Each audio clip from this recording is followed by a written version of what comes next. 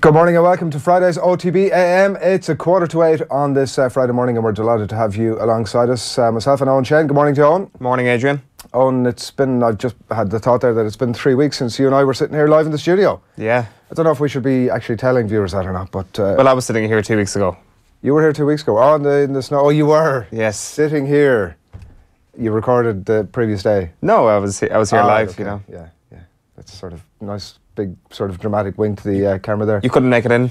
I couldn't make it in. No, the snow sort of got the better of me. It seems like it's going to be kicking in over the weekend as well. Let's hope not, because it's a massive weekend of sport. It's a massive weekend of sport. Some great stuff happening, as well as some other stuff, Premier League and other little bits and bobs. What are you looking forward to most?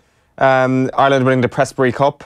No, that's not the case at all. It's already in the bag, on it. Yeah, we can maybe get into that. Like the Six Nations Championship, it's already done. It was all set up to be sort of the Grand Slam Saturday, the huge weekend and all that sort of stuff. Prestbury Cup is done. Six Nations already done. I'm looking forward to seeing Dylan Hartley getting crushed. That's what I'm most looking forward to this weekend. Physically or metaphorically? Physically and metaphorically. Right. Hopefully tears stream from his eyes. Hopefully Eddie Jones, walks onto the pitch, gives Dylan Hartley a big hug, and Eddie Jones is also crying. And they're both tearful, and they both walk down the tunnel, and they will never ever see kind of sporting success ever again. That would be my hope for the weekend anyway, that it would just be kind of the start of a famine-esque period for English rugby. That'd ruin it though. Because if Dylan Hartley disappeared, then you'd have nobody to hate, and if England disappeared, if England became a sort of far lesser rugby powerhouse, that wouldn't be great either, because you want to be beating a good England. I disagree because they're very dislikable characters, and they will always be dislikable as long as they're around. I'm not suggesting that they step away or anything following Ireland hammering them this weekend, but I would suggest they hang around for a little while and just continue to be mediocre, and we can enjoy them failing at the end of their careers in England. That would certainly be my hope for this weekend, that it will be the start of this. Yeah, it's a difficult one for England, because there's actually a lot on the line for them now. Suddenly they're facing the possibility of losing 3 games in the Six Nations, which would be a total disaster. We're going to get into all that shortly. Fiona Steed's going to join us to chat through all of that. We're going to talk racing as well. There's the boxing as well. Michael Conlon's in action at Madison Square Garden against a Hungarian opponent. That's tomorrow night, I think about midnight or thereabouts. So we're going to get stuck into the back pages shortly. We're going to check in with what appears to be the final day of the Belfast trial. Frank Greaney will be on the line shortly to bring us through all of that. We're going to speak racing, obviously, and get into all of that good stuff. John Duggan is going to join us, and Johnny Ward as well, so we'll get their thoughts and their tips, I think, more importantly, coming up very shortly as well. And last week, myself and Owen were in New York City talking to JBL, for all you WWE/F fans out there. Bradshaw, John Layfield, he goes by a lot of different monikers. And a pretty interesting guy, Owen, wears some pretty decent snakeskin boots. Yeah, so we meet JBL last Friday, and I kind of point out his snakeskin boots, and very, very, very impressive boots, it must be said. I don't know what sort of snake it was. I might suggest they were made from a cobra. I think it was a green one. Oh, was it a green snake? Okay, the green one, that species. So I say to him, wow, they're very impressive boots. Yeah. And he's like, yeah, they're nice, all right. Very uncomfortable, though. I'm like, all right, those boots clearly aren't made for walking, John. Stony faced, and I'm like, all right. Burn. I grab my coat and I go to JFK straight away and I fly home. So that was about the highlight of my interactions with JBL. Bringing that into you a little bit later on. But I forgot to ask you, what are you looking forward to most? That was roughly the order of how that happened. I'm looking forward to the Ireland-England game, I have to say. That's going to be the highlight, isn't it? I mean, the club championships, definitely looking forward to that. I think the hurling particularly is going to be very interesting to see how that goes. And I'm going to Stereophonics tonight, so that's probably the sort of main thing that that's... Where are they playing? Ringing my bell. I think it's at the 3 Arena. I think. Yeah. No, they will. I would suggest they probably are at the 3 Arena. Yeah. So. If you show up and they're not at the 3 Arena, then that's kind of a waste of time, isn't it? Yeah.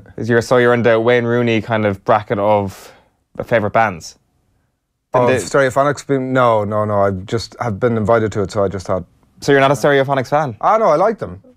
I wouldn't go as far as to say I'm a fan. I like them, I enjoyed them. They were sort of in my era, that sort of mid to late 90s, early 2000s sort of era. Never quite sort of the Blur versus Oasis territory, but pretty good band. Yeah, it's kind of like the sounds of a Kerry man getting an All-Ireland hurling ticket by the sounds of you going to Stereophonics tonight. Yeah, although, I mean, Kerry might have a bit of a weight on that one, but, you know. Well, no, I'm saying that you'll be. You've taken a genuine fan's ticket. That's reasonable. Yeah, that's reasonable. Shame on you, Adrian. Basically. Thanks for that, Owen. JBL, he's coming up a bit later on. Here's a little bit of a flavour of what you can expect. A lot of people tried to copy Ali. They weren't very good at it. He was obviously the best. Conor McGregor is the new Muhammad Ali. The guy's just fantastic. Helps that he's also one of the best fighters in the world and in the history of UFC. So there is a lot of comparisons there. It's a lot of hype. The problem is when you have too much hype and people see through it, it can be counterproductive. Too much hype and people are going to see through it on. That's a sentiment about Conor McGregor I can get behind. Absolutely. I think it was a bad idea that we allowed JBL to stand on that stool when we were doing the interview with him. That's certainly the one thing I would change if we were to do it again. If for only that were true. That was the top of the Fitzpatrick Hotel in Manhattan, and we'll have that full piece coming for you just before 9 o'clock, I think. But before all that, time for the back pages. OTB AM. In association with Air. Get Air Sport free with Air Broadband. We'll start with the Irish Independent this morning, and it's one of the big stories, one of the big storylines leading into the Grand Slam match tomorrow in Twickenham. Assistant ref gets the boot. Owen's online for decider after official attends England training. That is, of course, Marius van der Westhuizen, who has been stood down from the game after he interacted with the England training camp this week in the lead up to England versus Ireland tomorrow in the Six Nations. Well done, correct decision, and it might have been the easy way out. Well, I'm not sure, was it the easy way out to potentially have let this one slide and, you know, ignore the uproar that might have resulted? In the short term it would have been, but it just, one tiny thing happens tomorrow and suddenly this guy's in the spotlight. But it does seem as if, reading the quotes, that World Rugby were actually slightly implicit in this, that they'd encourage their officials to engage and communicate properly with the various nations involved. And obviously this is kind of at the end of the extent of that. But you would kind of think that you'd assume that he didn't get involved there knowing that actually this is something I shouldn't be doing. You would have thought that actually he understood that. He obviously did it understanding that this is fine. This is just open, good communication. Like, cause there's nothing more malevolent, surely. Yeah, sure. Like, but he's a referee going to visit a team competing in the game in which he is officiating upon. It's totally wrong, but what I'm saying is he obviously understood it to be totally right. I don't see how you can come to that understanding. Like, did he read the rule book and was like, I see that the touch judge isn't listed in the rules here that suggests that you can't interact with a team if you're an official. I'm going to give him a total pass on this one and say that he absolutely would have checked that with somebody in World Rugby or somebody involved higher up to say, listen, I've been asked to do this thing. You definitely would. I've been asked to do this thing because World Rugby have kind of taken a bit of ownership of it. I've been asked to do this thing. Is that all right? And they obviously went, listen, knock yourself out. Yeah, fair enough. Maybe that is the case. It's an interesting. Like, why would World Rugby say yes to this? It's an astonishing thing. Yeah. Was Nigel Owens not officiating anywhere this weekend? By the way, that was one thought. Good point, actually. Yeah. That, like, it just happens this standby that can come in is one of the leading referees in World Rugby. Yeah, you would have thought he would have been refereeing one of the other two games. Isn't it? Yeah, very strange. My new favourite Renaissance painting is Ultan Delam with arm around Tadhg Furlong. It's on the front of the Irish Times sports section this morning. Schmidt not daring to dream as third slam opportunity beckons. It's Jerry Thornley's story saying that Henderson is the only change to starting side as Jonah opts for radical surgery. 7 changes to that England side. We're going to be chatting to Fiona Steed a little bit later on in the show. What was your favourite before that? Last Supper. Really? Yeah. Mona Lisa, overrated. Probably in and around top 20, not top 10. Last Supper, a good contender for, you know, top 3, I think, in everybody's books. Do you want to tell viewers where you were this day or roughly this last week? Oh, I went checking out some culture. I went to the Museum of Modern Art. Yeah. Currently average enough. I wouldn't overly advise it at the moment. Owen and JP went to the Museum of Modern Art and both of them came back and went, that was all right. I'm a cultured man. I've seen a lot of museums, and I wouldn't say the current exhibition status of the Museum of Modern Art is particularly great. Yeah. Like, some of them are excellent. There's one floor dedicated to Brazilian art, which just didn't do it for me. That went over your head a bit. The Brazilian art isn't for me. You know, I'm a Renaissance man, Adrian, and a Renaissance man truly. Dreaming Big reads the front of the Irish Examiner sports section. Ronan O'Gara's column there listed saying that the childhood dreams of winning a Grand Slam against England at Twickenham. So yeah, it's Rog talking about 09 and talking about the dreams that comes with that, and he would love to have got another chance to have won a Grand Slam. The back page of the Times Ireland edition then, Schmidt says, ugly win would be just fine, and how right he is. Gatland, meanwhile, adding to pressure on Jones. He says that they could start to unravel at England if they lose to Ireland tomorrow. You've also got Danny Welbeck there, accused of a dive. I think that's being pretty kind to Danny Welbeck to say he's been accused of a dive after last night's. I thought you'd be defending him, Owen. I thought you'd have been right behind that. No. He was surely clipped. There was a little bit of contact there, surely. It was absolutely remarkable. It was probably dive of the season. Like the confusion, I thought that there had to have been contact. Yeah, like a clip somewhere. It's the one that you replay the 5th time and then you go, oh, he just caught his sock there.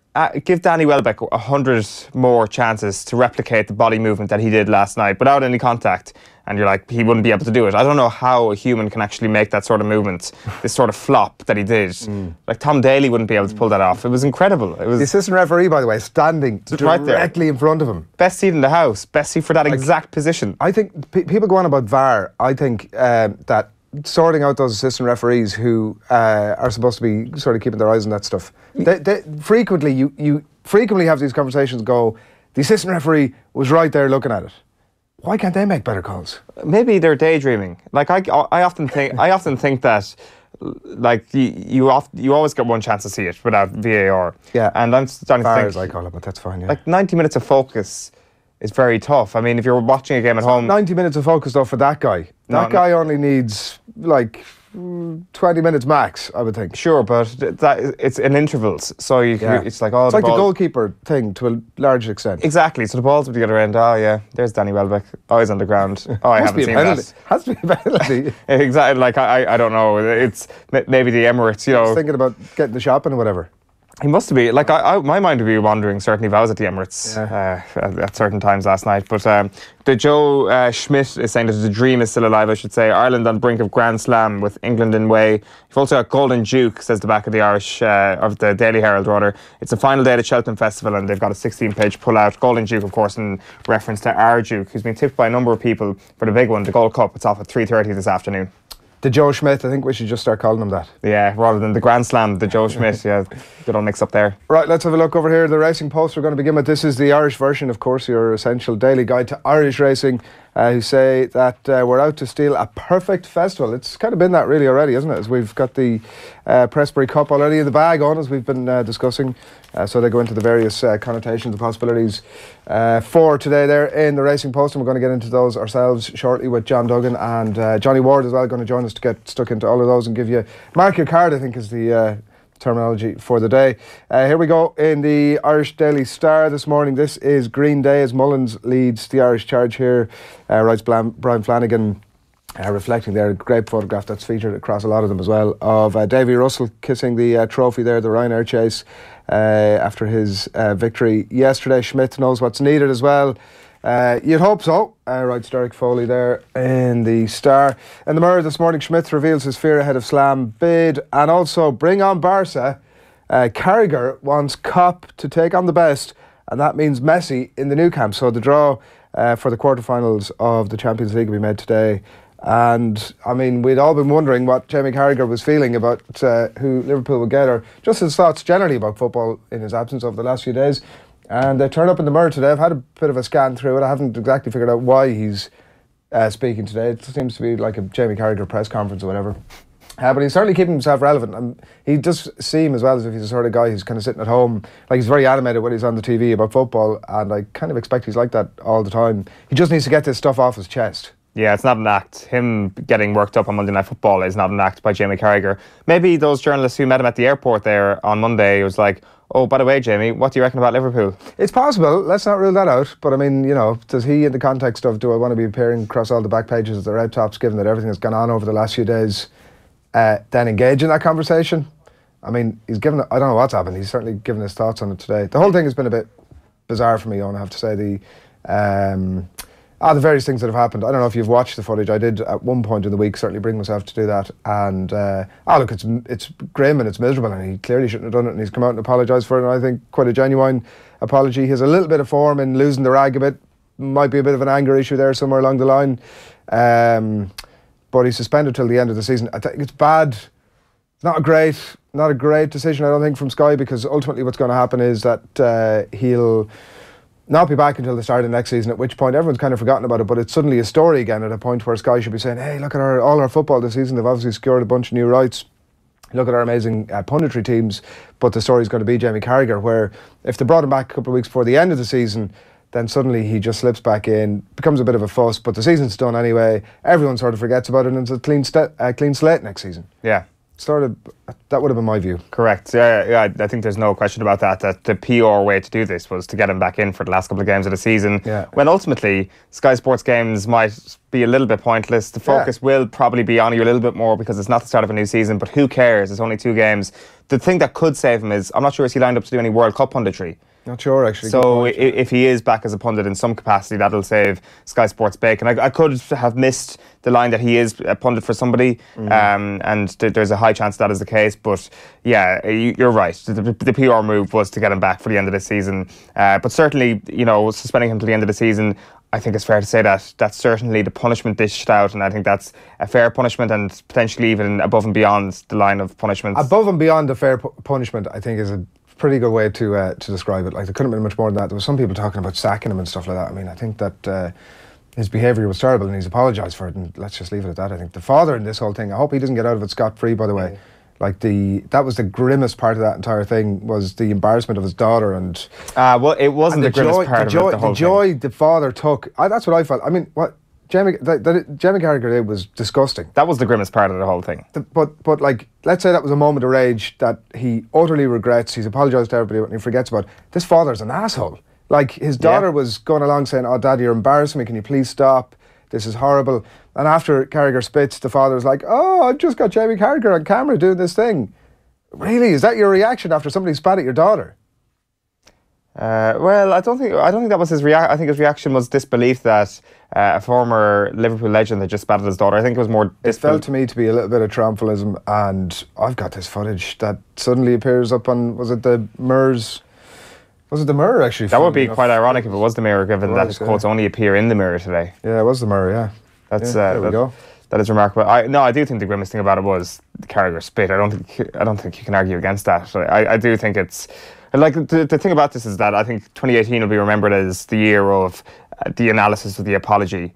As in, you do something bad, then you apologise, and then everybody, the Twitterati sit down and is like, right, was this apology was it good enough? Sufficient? Was it bad enough? Yeah. And then, Twitter sits down and is like, right, you have to be sacked. Yeah. Oh, wait, this organisation doesn't agree with what the Twitter mob says, therefore we have to be outraged and it is completely incorrect. There is no room for nuance here because this is Twitter and his apology wasn't good enough. Yeah. But thankfully his apology was good enough, Adrian, so we can all get on with our lives the Twitter mob won't come after him. I saw Eddie Jones' apology described in one of the newspapers today as meek. Like, that's ridiculous. Apology, like, we get over it. Like, to be honest, from an Irish context, who effing cares anyway? Like, his comment to me was something, I watched the full piece actually, and his comment to me was like something like a child would say about a neighbouring club that they'd been beaten, like, oh, that scummy local team. Like, it was nothing. The biggest thing out of the video, I don't know if you watched the full thing, but the biggest thing out of it was that 15-year-old rugby players in Japan are essentially playing full-time. That was the biggest thing that I took out of it, I have to say. Who cares about his... Are you a subscriber to Fuso Talks or something? The Irish Sun this morning, Welbeck in dive storm. Dan Rapt, it says here on the back page of The Sun. And the Sex Nations, Eddie wants a state of arousal. We're not even, I don't even know what that's about, but... he wants the players to get aroused suitably for the game. But, like, you can say aroused and it doesn't have to be sexual. That's... Well, they've gone for it to The Sun. The front page of, what have I got here on the Times, is it? That's the Telegraph. Yeah. There we go. There we go. If I removed my finger from the front of the newspaper, I would have found out exactly that's what it was. Welbeck in diving row, and it's panic stations as Jones wields the axe. England coach overhauls his team for the Six Nations showdown with Ireland. That game tomorrow, and then we have the Guardian here, and it's dominated by Danny Welbeck again here. Danny, boys, Arsenal 3-1. They've beaten Milan to go through to the next round, and Gareth Southgate as well on his team going to Russia. He's saying he doesn't want players making individual decisions, that they need to make their decisions as a team, which in itself I find a little bit bizarre. I have to say that, ultimately I will decide if I'm going to go or not. Like, we can all decide as a team we're going, but if I think this is not for me, then I'm just not going to go. But why would you not want to go? It's the whole piece is based around the security concerns and. Oh, okay. Yeah. Well, but footballing reasons, I'm going. But yeah. I'm sure Martin from Croydon will do the fighting for you. You don't need to get involved yourself, Danny Welbeck. So I don't think that'll be in the players' minds somehow. Right, we are going to talk rugby, and now we're going to get stuck into analysis of England against Ireland, and we have some racing to come as well, so we're going to mark a card for today with all of the tips. Now we want to speak with Frank Greaney, who's in Belfast, who's been in Belfast for the last number of weeks covering the Belfast rape trial, and the prosecuting barrister in Paddy Jackson and Stuart Olding's rape trial addressed the jurors for a final time yesterday before Jackson's barrister began his closing speech, and a warning that some of the details here are pretty graphic. If you're in the company of people of a sensitive nature, it might be best to switch off for a couple of minutes. The Ireland and Ulster rugby teammates deny raping the same woman at Jackson's home in South Belfast in June of 2016. Their friend Blaine McElroy denies one count of exposure, and another friend, Rory Harrison, is accused of perverting the course of justice and withholding information. Our courts correspondent Frank Greaney joins us from Belfast. As always, I should warn you, as I said, that some of the content of this trial is of graphic and sexual nature. Some viewers may find it upsetting. Frank, thanks for joining us. I know the prosecuting barrister touched on a lot of things in his final address yesterday. Can you take us through some of the main points? Sure. Well, it's hard to believe, and Toby Hedworth did describe it yesterday as a long and a gruelling process. And whatever about gruelling, it has certainly been long. The trial was initially set down for 5 weeks. We're now approaching the end of week 7. And when he took to his feet yesterday, Toby Hedworth, it had been 44 days since he opened the case on behalf of the prosecution. He spoke for about 2 hours, a little over 2 hours yesterday morning. And he touched on many things, like you've mentioned. He spoke generally about the law relating to rape and other sexual offences and the way it's treated in this jurisdiction. And he said that the law of this land in Northern Ireland is that it's okay for a woman to say no. He said that what happened in Paddy Jackson's bedroom in the early hours of June 28th, 2016, he said it was a throwback to the days of male entitlement. He spoke about omissions, certain omissions in the woman's evidence when she spoke to her friends in the immediate aftermath and the hours after this alleged incident. She didn't mention certain things, like the fact that she claims she was forced to perform oral sex on Stuart Olding, the fact that a woman walked in, Dara Florence, that she walked in at one point, and she gave evidence earlier in the trial of turning to her friend and saying that she had just walked in on a threesome. She told the court that she didn't think that she had witnessed a rape. And in relation to those omissions, he said it was the experience of this court, of Belfast Crown Court, that complainants in these types of cases do omit things, and that she wasn't pretending to have included all of the detail in her evidence. And they said they omit things for a variety of reasons, fear being one of them, anxiety being another, misplaced shame, he said. And he also went through the complainant's evidence in great detail. She spent 8 days in the witness box a few weeks ago now. She has been in the court throughout, listening to proceedings from the belly of the court in a witness room. And he described in detail, and I'll touch on it just to remind your viewers about the allegations she's made against the 4 accused, or the 3 accused, because the allegation against Rory Harrison from Mance Road in Belfast is of perverting the course of justice and withholding information. That was a charge that was brought by the Crown. Now, in relation to Paddy Jackson, she claims that when they went back to this afters party in his house in Oakley Park in South Belfast, that he pushed her on his bed after they had had a consensual kiss upstairs. She said that she went to his bedroom a second time to get her bag. She was preparing to leave, and that he was at the foot of the bed at one point, and that he pushed her on it and raped her before Stuart Olding came in. She claims that she pleaded with Stuart Olding, or with Paddy Jackson. She said something along the lines of, "No, please, not him as well." And that Stuart Olding came in, she claims, and forced her to perform oral sex on him before another friend of theirs, who was also on trial, Blaine McElroy from Royal Lodge Road, allegedly came into the room completely naked, and he's facing and denies 1 count of exposure. Jackson's barrister also began, Frank, his final address yesterday, but halfway through it, or maybe a little bit under that by all accounts. What did he have to say about the allegations made against his client?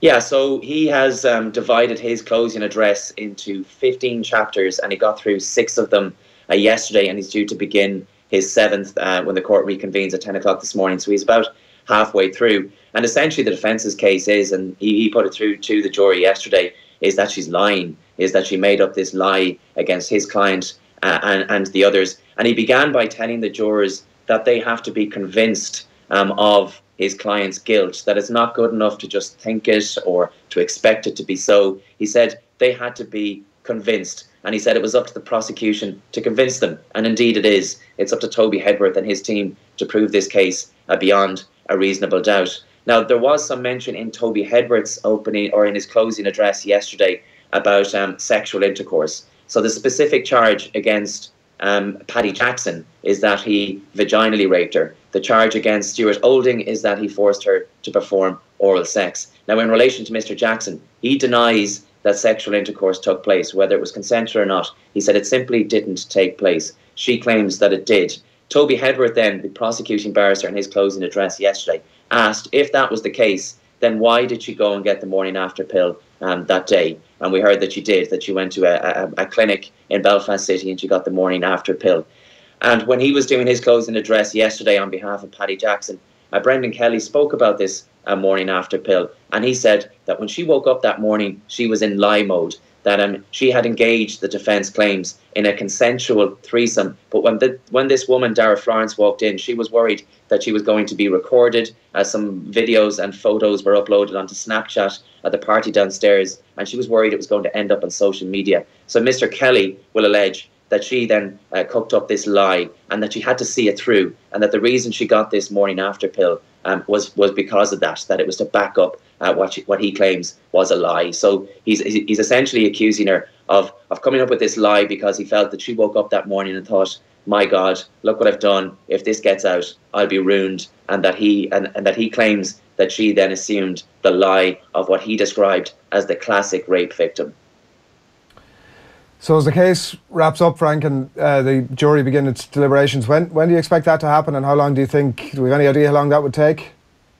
Well, like I mentioned, this trial was set down for 5 weeks, and we're now nearing the end of week 7. And there is still a bit to go yet. So we've had the prosecution's closing address yesterday. We're about halfway through Mr. Kelly's closing address. The court is only going to sit until 12 o'clock this afternoon, so I don't think we'll hear from any of the other defence barristers, and there are 3. The court is obviously not sitting on Monday because we have a bank holiday. It's also not in a position to sit on Tuesday, so it'll be Wednesday before closing speeches resume. That's likely to take up the rest of next week. We'll then have what's called the judge's charge, and this is a process whereby Judge Patricia Smith will go through, she'll sum up all of the evidence, the 5 weeks of evidence, which will obviously take some time, and then she will go through the relevant law that will obviously restrict the jurors in their deliberations. And then at that point, the jurors will be asked to go out and consider verdicts against the 4 men. That's likely to happen towards the end of next week. And then it's just a guessing game.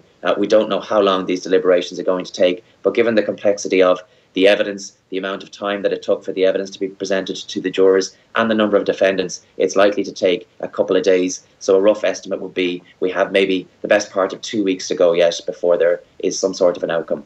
All right, Frank Greaney, thanks a lot for joining us.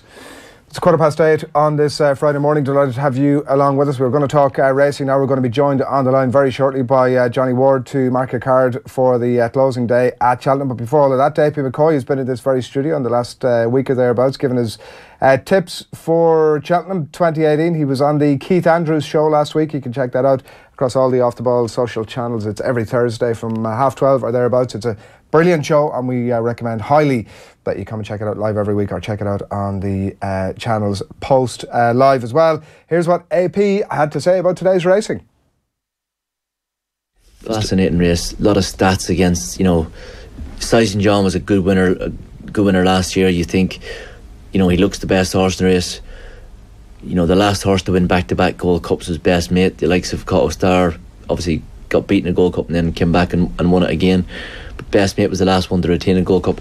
I remember watching numerous horses that, whether it be the War of Attritions or the Kicking Kings or the Imperial Calls or even Don Cossacks, even though he got injured, and think he'll definitely win another Gold Cup. It's very hard to get back to running another Gold Cup, let alone win another Gold Cup. So for that reason, things are against St. John. The horse that finished behind him, I think, very few horses have been placed in a Gold Cup that have come back and win a Gold Cup. Only maybe the Fellow and Cotto Star. I think something like the last 66 horses that were placed in the Gold Cup couldn't win a Gold Cup. So that makes you think that it'll be tough for Native River and Jack Adam and Manila Rocco and them.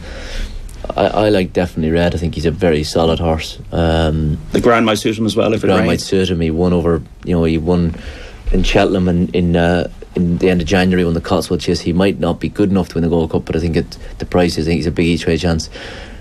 And I think Our Duke might be the best of the Irish. I think a little disappointing obviously at Leopardstown, but beat presenting Percy at Gore, and I thought it was a good performance. Stays very well. Feely said he schooled him last week and he jumped very well. So only because stats always get broken, but those stats are going on a little while now. So finally, AP, pleasure to talk to you again. A banker and maybe an each way one for the handicaps next week. The handicaps are near on impossible.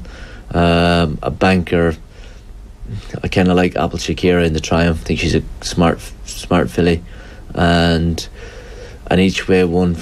The handicaps are impossible.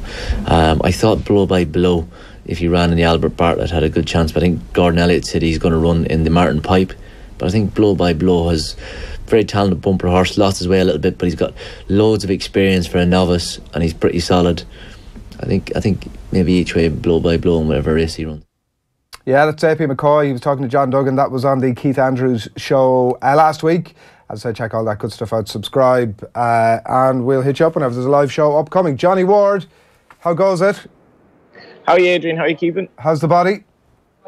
Very tired, actually. Yeah, I made the mistake of getting one of those very early flights over on Monday, and I've been catching up all week, and I'm actually going backwards, I think, in terms of fatigue. But it's a long day. You start early, you finish late, and that's not talking about any socialising. It's manic. But it's been really enjoyable, and the Irish have had a great time with it so far. Yeah, so 6 from 7 yesterday is the story before we look ahead to today, and the Pressbury Cup is wrapped up. I'm never quite sure where we sit in the Pressbury Cup. Johnny, is this a thing that exists as something tangible or real for the people, the proper aficionados who are over at the course? The Pressbury Cup itself is a bit of a fad, but the actual comparison between what the Irish and the British are doing isn't, and if you look at the Guardian article that Chris Cook wrote today, he spoke about British racing being in something of a crisis. In Yeah, that was actually borrowed from me, would you believe? That was a tweet I put out. Right. He's a great lad, Chris. He's actually a son of Robin Cook, the former MP, which may not be that well known. But he's a great fella, and he called it as it is, because 2 years in a row now, Britain, they may have a great day today, but Britain has posted very, very poor results at Cheltenham. And when you have a situation yesterday where Willie Mullins has more winners than the British put together, and so does Gordon Elliott, you're like, well, what's going on here? It's down to prize money, I think, in the main. But it's very worrying for jumps racing in Britain at the moment. It's definitely in a bit of a lull, and 2 years in a row they've gotten a battering, really. Yeah, he's calling for an inquest into British racing. What's the state of play here? Why has it been so poor? Like, it's even from an Irish point of view, it's hard to know. Are we beating? Is it just that our horses are so much better and our trainers are so much better? Are we beating what's also a golden era of British racing, or is it just a really poor era now? And why is that? It's not like the trainers have gone away. Philip Hobbs, David Pipe, Paul Nicholls, Nicky Henderson, they're all still there, but I think those 4 trainers have had one winner between them so far, which is just incredible. Now, I know Gordon and Willie are extremely talented, and principally Jigginstown are keeping all their horses in Ireland. There was a sale on after racing yesterday, and all the top horses went to Ireland. And it's down to prize money. Penn Hill won yesterday. He's owned by Tony Bloom, who runs Brighton and Hove Albion Football Club. He's training them in Carlow. You've Graham Wiley, who's a Geordie with horses in Ireland. Rich Ritchie's an American banker based in England. He's his horse in Ireland. And it's just, I think it's actually going to get stronger rather than weaker, because people are going to, the people with money are going to flock to maybe Gordon Elliott and Willie Mullins. And, Paul Nicholls, who would have traditionally been one of the dominant forces at this festival, has been an absolute irrelevance, and it's not particularly attractive, I think, in Britain to have a horse and train over jumps at the moment with prize money, and very, very interesting. Something to do with the handicapping, Johnny, as well? I'd read one of the pieces, I don't know if it was that piece, suggesting it might have been to do with the handicapping system in the UK. Yeah, I don't really agree with that, to be honest. I think it's more a prize money situation, and just the fact that Gordon has so much firepower now for Michael O'Leary. Michael O'Leary keeps every single horse he buys in Ireland. He doesn't really care how much he spends on it. These horses that traditionally would have been bought from Point to Points to go to Britain are now staying in Ireland, and I don't think it's particularly what the planning of the races or the scheduling of races in Britain is the problem. It's just that, like, you could buy a horse for 300 grand in Britain. He's costing the guts of 2 grand a month to keep in training, and then he runs in a bumper and the prize money is like 1,700 quid. I mean, that wouldn't even pay the training fees for that month. So prize money is not good in Britain. Now, Ireland's been propped up by government funding, but I think longer term we're okay. But it's not sustainable at the moment to have a horse in training in Britain, and that's why a lot of people are flocking to Ireland. So let's look ahead to the racing today, Johnny. Nicky Henderson and the possibility to complete this unprecedented treble. Yeah, I mean, My Bite is going to be well fancied in the Gold Cup. I'm not sure the ground is ideal for him. They did have a bit of rain overnight. He's a bit of a head the ball of a horse. He ran off the track last year, and obviously if he repeats those wayward antics, he's not going to win today. But he's a horse with a load of ability. Funnily enough, his stallion Scorpion he trained with Aidan O'Brien, and when he went to stud, he was very well touted, but he's been disappointing. A lot of his horses have quirks, and so does he. But Scorpion could have 3 favourites today at Cheltenham, and Might Bite, ability-wise, he's definitely up there. I'm just not sure everything's in his favour today, and I wasn't that impressed with him in the King George. In terms of the going, is it? Yeah, the going will be a worry. He's probably better on nice ground, and the ground is still soft, maybe a bit of heavy. It wasn't as bad maybe as people thought yesterday, but it wouldn't be ideal for Might Bite. And in the Gold Cup, you need things to go your way. He's obviously been off since the King George at Kempton. If he runs his race, he's a big chance. But I think Our Duke could beat him. Our Duke for Jessica Harrington, she won the race last year, obviously, with Size and John. And the favourite for the Gold Cup next year, as we speak, is Presenting Percy, who won the RSA earlier in the week. Before that, he ran against Our Duke at Gorn. He got £7 off him, and he was beating the length. So that form looks very, very solid. If he can avoid mistakes, he's a big chance. Yeah. Might Bite, just the last word on Might Bite, a little bit of the LeBakes about it from what I've been reading. Is that, am I exaggerating that a small bit? Well, they're both very talented, and they're both mentally a bit different from the norm. In fairness to LeBake just wouldn't jump off much at the time. You know, he just completely recalcitrant, whereas Might Bite actually is quite genuine, but he's just he's run twice at Cheltenham. He's veered badly off the track coming up the hill. Now, you saw Davy Russell yesterday riding the Storyteller. The Storyteller wouldn't be deemed a wayward horse, but he veered quite badly up the near side as well. So I think there's a fair potential for Might Bite, especially he's going to be under pressure coming to the last. And I'd advise everyone to watch the Gold Cup, because if he's in contention, you would know what would happen. It might be a defeat from the jaws of victory sort of stuff. But he's quirky, but he does jump great, and he has a big chance. Yeah, and like, it's been an unbelievable week again for Willie Mullins, and he was surprised himself to hear yesterday that he'd overtaken Nicky Henderson as the, I guess, the greatest trainer at Cheltenham of all time, certainly the most winning, as it turns out, and has a chance here with Kiltulla Vic. Ruby saying that maybe the jumping is an issue here from one of the things I read this morning. Yeah, definitely. Well, he ran over hurdles 2 runs back. He jumped terrible and won. Then he ran over fences at Leopardstown. Probably would have won and fell at the last. And Kiltulla Vic was actually the horse 2 years ago, I think, where Ruby performed an absolute miracle to stay on after the last. And he went from first to third, and then got up and won again without his irons. And Ruby was actually at the races yesterday, having all but broken his leg the day before. Unbelievable. I think he has a chance. He's a squeak, but I couldn't have him with his jumping. You know, Total Recall in the race from Willie Mullins as well. He's much more solid. Like, I'm not saying he'll win, but if you're to get 4 places, I think he'll give you a good run for your money. He's unbeaten since he joined Willie. And Catherine Murphy, one of his owners, sadly passed away after a very short battle with cancer earlier in the year. So it'll be a hugely emotional day for that syndicate, which also includes her brother, Lar Byrne, who would have owned Hardy Eustace. So lots of stuff to talk about in the Gold Cup, notwithstanding even the horses themselves. So you've touched on a few, but we haven't got your what's your tip? I'm giving Our Duke. You know, on a week when the Brits have kind of been bashed about the place, a horse that evokes tales of nobility and all that would be an appropriate winner. I feel he's very, very solid as long as he can avoid mistakes, and I've fancied him since he won the Irish National last year. backed him then, and hopefully can get a reward. And I'd be pretty solid on his chance. Just to go through a couple of the other ones, Johnny, if you don't mind. The racing's underway at half-1, the Triumph Hurdle. Mr. Adjudicator here was one of the watch-outs that I had another Willie Mullins horse. What are you thinking? I don't fancy him, to be honest. Willie has 2 others in the race. Saldier, who's my long-term fancy for the race, he's 12-1. I'm fairly sweet on him. A lot of talk about Stormy Ireland, the filly in the race, who Ruby Walsh would have ridden for Willie Mullins. She posted an unbelievable time figure on her last start at Fairyhouse. And Apple Shakira, the hips don't lie, they say. She's been favoured for some time. Not maddener at the prices. Saldier for me. Okay, very good. 2:10 is the county handicap. What are you thinking?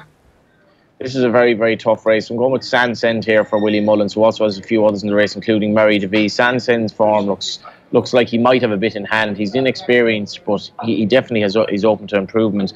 Ruby's quite sweet on Mary DeVee on the work she's doing at home as well.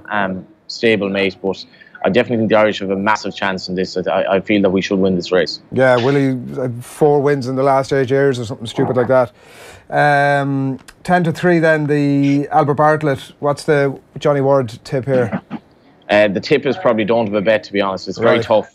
Chef de Zobo for Nicky Henderson will relish the slog. I'm not even sure it's going to be as much of a slog as it looked like it would be yesterday. If you wanted to have a horse at a big price today, Dortmund Park, who is trained by Gordon Elliott. He was a small bit disappointing last time, but he's a fine big horse, and he's going to be 20-25-1. I definitely don't think he's there making up the numbers. Bit of each way action. Yeah, I backed him his last 2 runs. He was disappointing the last time, but he did win the time before at around 14-1, and they think quite a lot of him. So we've covered the Gold Cup, which is at 3:30. Arduke is your bit of a fancy there. 4:10, Johnny.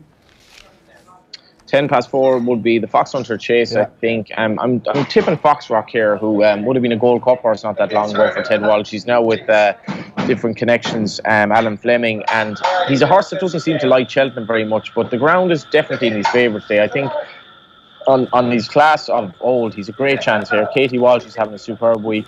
She takes the ride. 8-1 is worth a small bet. The last couple, the 10-5, have you anything for us? The 10-5, I think, is the Martin Pipe. I quite like Carter McKay here, actually. Carter McKay ran at Leopardstown at the Dublin Racing Festival. He ran a very big race, and on his bumper form, he could be one of the best handicapped horses of the day, at least potentially. And just back Willie Mullins blind as well at Cheltenham at this stage. You know, you nearly always get a run for your money. Jamie Bargary rides him.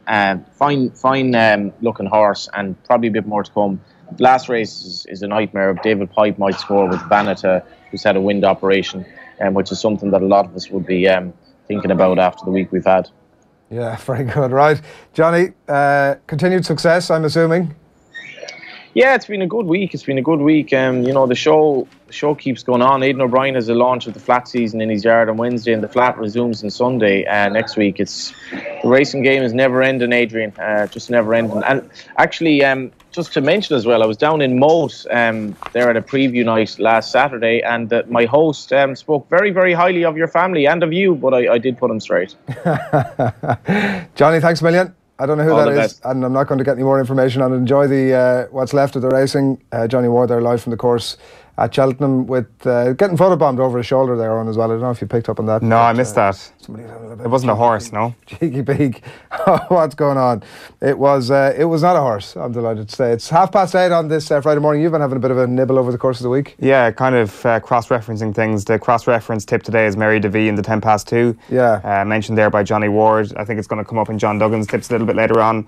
Also tipped by not Michael Verney, by a couple of people in the Irish Examiner, and Ruby himself, of course, as Johnny alluded to there. So the Duggan, Ruby, Johnny Ward triumvirate coming together on Mary DeVee. What sort of odds? 12-1 at the moment. It was 14-1 when I checked this morning, so it's coming in a little bit, but I presume once people open the newspapers and see a bit of that cross-referencing going on. Are you all out on Mary DeVee? I'll probably have a bet on Mary DeVee. I like my each way bet. Probably put a fiver each way. And I wouldn't have put you down for an each way man, I have to say. I thought you'd have been on the nose. Sometimes, if I'm going to go on the nose today, it'll probably be in the 3:30 on Arduke. I do fancy Arduke as well over Might Bite, getting behind that. But I'm probably not going to have a bet on it. I think the Gold Cup is a good enough race to not have to have a bet on it. So I think most of the races at Cheltenham are good enough races to not have to have a bet on it. You're turning into a real purist. Like one of the biggest races of the year, it's too good a race to have a gamble on. Like most people go the opposite. Really, yeah? Yeah, yeah. Is it not the other way around, that the best races are good, therefore you don't need any financial investment in it? That would be a racing aficionado's outlook. Yeah, maybe. Just Joe Punter like myself, you know. Yeah, the other one that seems to be getting a lot of love as well is Don't Touch It in the 5:30. This now has the cross-reference between the Irish Independent and the Irish Examiner sports section, between Michael Verney and the likes of Patrick Mullins, both tipping Don't Touch It. John Duggan, I think, is avoiding this race, just like he's avoiding the 250, which Johnny Ward advised us to avoid. So maybe it's a bit of a minefield, but I'm sure we'll get John's tip on that a little bit later on. But Don't Touch It seems to be one of the standout options there. Very good. All right, Owen, thanks a million. We are going to be joined by John Duggan a little bit later on to get his thoughts and to mark your card again, just to cross-reference all of that stuff. We've got you absolutely covered for the final day of Cheltenham 2018, so all of that good stuff to come. Keep your comments coming in, by the way, here on hashtag OTB AM or in the comment section below, and subscribe, so it'll essentially let you know whenever we're going live with one of our off the ball shows online. Right, it's going to be rugby up next, but before that we've got a very special interview for you upcoming this evening on Off the Ball on News Talk from 7 o'clock. Jamie Heaslip is going to be in the hot seat. It was an interview that was slated for about a half an hour during the week, and an hour later they were still in discussion. Here's a snippet of it. Jamie Heaslip in conversation with Nathan Murphy. You're going to Twickenham. It's going to be your first time actually going to an Ireland game, which would be quite a strange experience, I would say. Here are my tickets. Yeah, I'm going. You don't want to flog them off. You don't want to do the nice thing and maybe give them away as a prize to our listeners. No, I haven't been to a game. You've been to Leinster games. Like what's? Sorry, I've been to Leinster games. And it took me a while to go to the Leinster game. I don't think I didn't go until the semi-final against Scarlets. Yeah. How do you think you'll feel? Or was that the final even? No, semi-final. Right, I know you've got to say here tonight, they go win the Grand Slam. Oh, how do I think they'll do? No, how do you think you will feel watching on in the stand? Mad. It's mad feeling. Like, is there a bit of jealousy? No, it's not. It's not jealousy, because you want the lads to win, right? Because you know the blokes, and you want the blokes separate from, let's say, the Ireland team. You want your mates. You want them to do well, right? But then it's really weird. I was talking to Stuart about this, because he's not going to the game in Twickenham, and he says he hasn't been to a game in Twickenham in a long time. I don't think he's been since. I wouldn't blame him. Yeah, right. And it was really weird. I was saying so you want the lads to do well, but then like your little ego kind of devil over here kind of talks, going like, they're doing well without you, and you're kind of like, oh man. But then you're like, no, I mean, you just park that, and you're like, no, you in 30 years' time when you're still only, we're the living Grand Slam winners. Yeah, no, like you want the lads to, and I was like talking to some of the players during the week, and they want to. Some of them, like, I mean, it's only Rory and Rob who've had it, and those lads want a Grand Slam, and I want it for them, and I want them to be successful, and it was great to see that they're not just satisfied with a championship. Yeah, that's Jamie Heaslip. He was in pretty chatty form when he was in with Nathan during the week, so you can check out all of that to come later on the show this evening. And we're going to continue with rugby. I'm delighted to say we're joined on the line by Fiona Steed. Good morning, Fiona. Good morning. Thanks for taking our call. So, huge weekend to look ahead to, and we want to start with the action, obviously, at Twickenham tomorrow afternoon. And like Eddie Jones is obviously across a lot of the back pages this morning. He's got a lot of headlines over the week. He's had his run-in with Scottish fans earlier in the tournament. He's had a couple of defeats, which he's not all that used to. He's dirty, as he says himself, with the Irish after that defeat as well. So, like, he talks about this idea of, like, he likes the idea of being under the pump. He's under it now in a big way. Oh, absolutely. And I think you'd wonder who actually leaked that video, wouldn't you, during the week? Did it come from inside, just to give them enough angst to be able to go, oh my God, the whole world is against us now, and we have to try and turn this around. Did it come from his own team, I wonder? Yeah, you think there's a bit of a conspiracy here? I actually started to think it might be somebody on the Irish side that had actually leaked the thing out. We shall probably never know, is my suspicion on that one. The losses to Scotland and France, Fiona, what's your read on that? Like, is there, everybody's sort of trying to figure out at the minute, is this just a blip or the sign of something greater? Do you know what? I sort of think, and I've written an article about it as well, that like when he came in and he swept all before him, the sort of the new broom sweeps clean, and has he sort of, is he at the stage now where, all the oomph and all the sort of rhetoric and, Dylan Hartley as his captain and enforcer on the pitch, has that sort of lost its edge now? And is he actually having to look at something else and be a little bit more refined in his coaching and look for something a little bit different? And they were certainly found wanting, weren't they, against Scotland, which perhaps you could put down to, the whole emotion for Scotland and the game plan that they employed. But the fact of the matter is that Scotland weren't actually that good, as we saw last weekend at the Aviva, and then France, like that France team aren't good. But England didn't have a second option, lacked direction, on the pitch, and do you say off the pitch then as well with regard to Plan B? Yeah, well, it was a lack of reaction, wasn't there, to the defeat against the Scots, which might be a bit worrying, but maybe get solved by the fact that he's made, 7 changes? Well, he's made a load of changes, hasn't he? I mean, bringing back in Cruz, fair enough. Like, you'd be expecting him to, to try and show some of the form that he showed last season, but he's been struggling all season. Sinclair back in at tight head, or coming in at tight head. Really dynamic ball carrier. I don't think he'll trouble Keane Healy in the loose. And like Sinclair can lose the plot a little bit as well, can't he? So he's a liability, and I mean, or a potential liability. I'd want to be careful. Like the amount of penalties that England are giving away as well. Is it something like 47 or 40 odd in the four games so far, which would be huge. Then Wigglesworth. I mean, obviously it's probably due to injuries, and loss of form of other people. But did he last start for England 10 years ago? Do you know? It's huge in terms of bringing him back in there. And then the big one for me, obviously, is bringing Farrell back to 10, which I think is his best position. I think it's his only chance of getting parity with Ireland is the fact that he has him at 10 and he's playing, two proper centres, for want of a better word. So he's thrown it all at it now, and I was going to say a bad word there, but it's something or bust for him, isn't it? The back row and the breakdown seems to be the number one problem for England at the moment.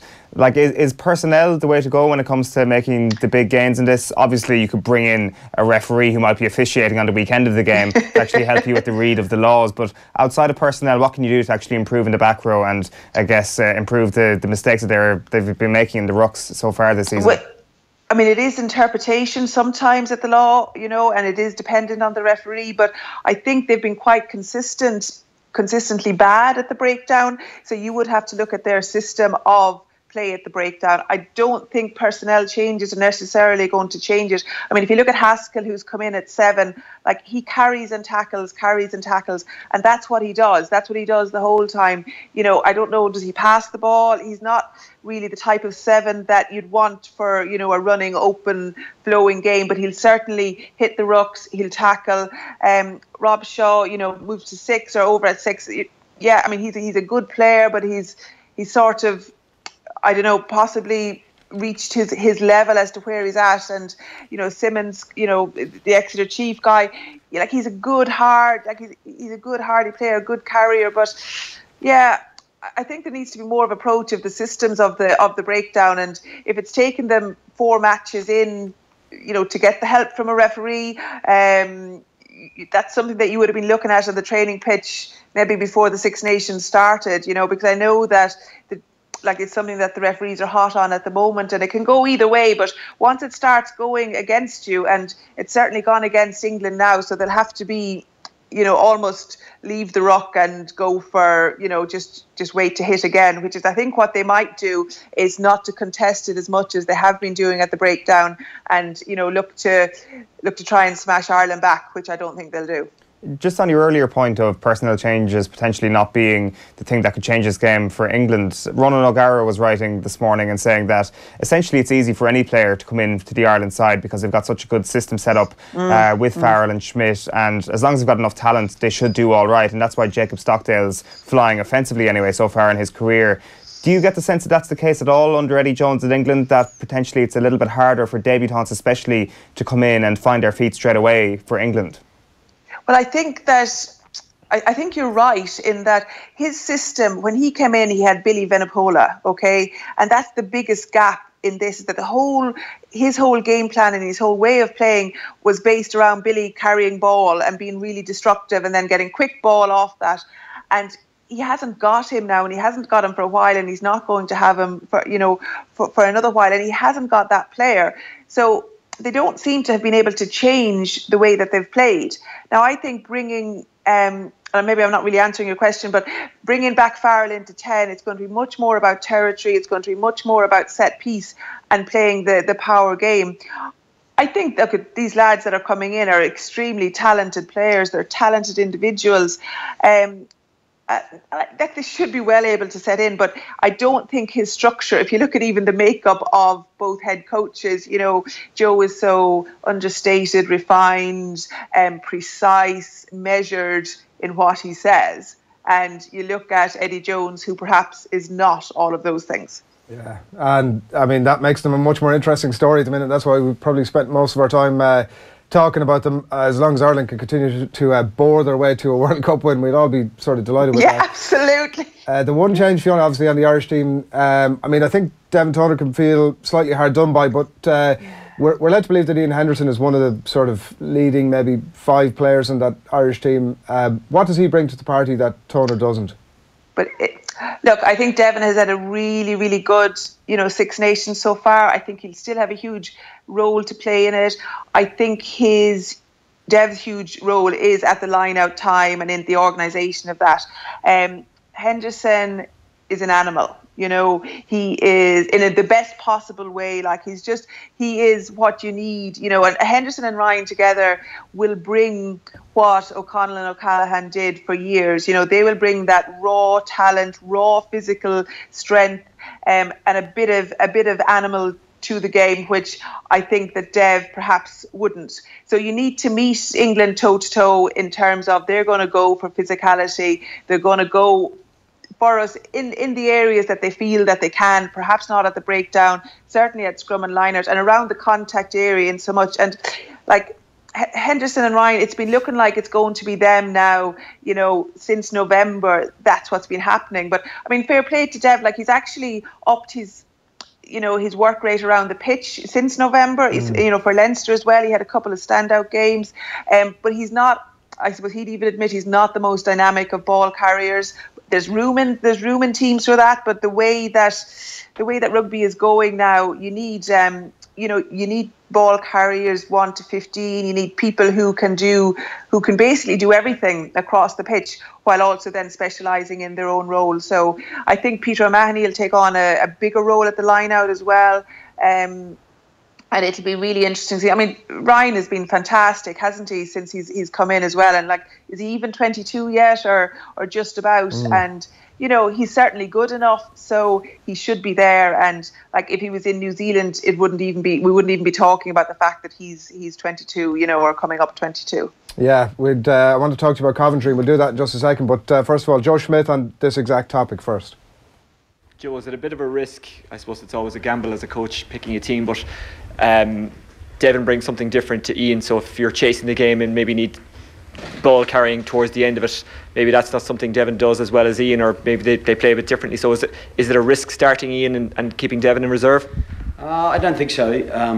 Probably the risk, I would say, maybe goes the other way. Dev has called our line-out for a long time, and if you're chasing the game, you really need your line-out ball, and that's a great thing for Dev to come on and provide for us. In this equivalent fixture last year, Dev came off the bench for us, and he finished off the game really strongly for us. So, there's always risks, and it's about managing them, and it's about calculating what's a lesser risk, and also what's the greater opportunity. And we'd probably err toward the greater opportunity, and we want to keep giving people opportunity. Yeah, that's Joe's take there on that selection in the second row. I'm going to assume you're going for Ireland, Fiona. I am. I think England will throw everything at them. I think we'll be able to withstand it. And Absolutely, yeah. It's going to be a really good day tomorrow. Talk to us as well about the game at the Ricoh Arena in Coventry tonight. I think it's a 5:30 start thereabouts. Yeah. 2 from 4 so far, and it was flagged up from the very start as a bit of an audition almost for Adam Griggs. I know Hannah Turrell this week has spoken very highly of him. How's the audition gone so far in your book? Yeah, look, if they'd got that win last week against Scotland, 3 from 5, then I'd certainly have been happy. I think they'd have been happy. Showing some nice pieces in that he's trying to play a little bit wider, but the execution hasn't been great, from that point of view. I'll give him a pass so far, and let's see what happens from that. As I say, going into it, 3 from 5 would have been acceptable on every level. If they'd won against Scotland, maybe would have papered over the cracks. I think the one fantastic addition has been Mike Ross in terms of the scrummaging. It's been their standout good area, and it will be really good to keep somebody of his calibre in the setup, and I think we need to be looking at that calibre of coaches for throughout the side. Tonight's challenge, or this evening's challenge for them, is going to be extremely difficult. England are going to be really sore after losing to France. I don't know if anybody saw the match. The French beat England women last Saturday night. I was home just in time for it after the Aviva, and it was fantastic. It was a really good game of rugby, and we're not at that level, where we can compete with the two of them at the moment. I expect us to compete tonight. I expect us to give everything. It'll be interesting to see how our scrum goes against England, who have got hugely powerful, really set unit there. But I think it'll be a hard day at the office for the girls. Yeah, all right. And I think everybody's expecting the French to get the Grand Slam done as well. Fiona, a pleasure as always. Thanks a million for joining us. Thanks, guys. Have a good day. Cheers, you too. Fiona Steed on the line there, looking ahead to the busy weekend of rugby, it has to be said, and we'll be keeping you right across that too. We'll have reporters in London to keep you updated, and lots of video content and all of that good stuff coming your way over the weekend. OTB AM is brought to you this morning in the company of Air, the home of Air Sport. Get amazing live sporting content free with Air Broadband. Why wouldn't you? So, still to come, I think we're going to catch up with John Duggan very shortly, get his thoughts. He's going to mark a card, essentially, about what's to come at Cheltenham today. So, just to cross-reference with Owen's tips and with Johnny Ward's tips as well from a little bit earlier in the day. You're laughing, Owen. You're not putting too much credence on your own thoughts. I've literally cross-referenced Johnny's and John's tips from my tips. That's what happens. It's so, like circle something of things. Grand, I'm going to take them and post an article on the website and say these are my tips after doing research on horses alone. That's what people do. No, I've plagiarised. The Off the Ball Roadshow was at the National Concert Hall this week in Dublin. What a venue it was, it has to be said, and what a lineup we had too. Martin Johnson joined us. It was all in association with Heineken Rugby Club. It was quite the night. Most of the show was played out last night on Off the Ball on News Talk. Eddie O'Sullivan was there. Nick Popplewell was there as well, and he brought the house down. You can check out clips of it as well online. We'll no doubt be posting the full video very, very shortly indeed. But let's take a clip of England's World Cup winning captain and former head coach, of course, as well, Martin Johnson, talking about Clive Woodward's England team. What was the secret? Did Clive do amazing things, or was this just a gifted group and Clive absolutely was a part of it? Yeah, it's anything I've been involved with, Lions tours, whatever, everyone's got a slightly different perception on what happened and how it happened and why it happened. So we had a good group of players, experienced by the time we got there. But Clive, what he wanted to do was create an elite group, which is what it's easy to say. So he was all about providing the best for the team in everything he could do. Coaching, kit, blah blah blah, all those things. Which with the RFU, they've got a few quid. You can do certain things.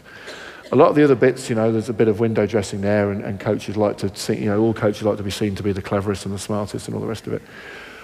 Ultimately, the thing that doesn't probably get talked about, which is the most important, is the human element of it. I think our relationship as a group, how we operate with the coaches.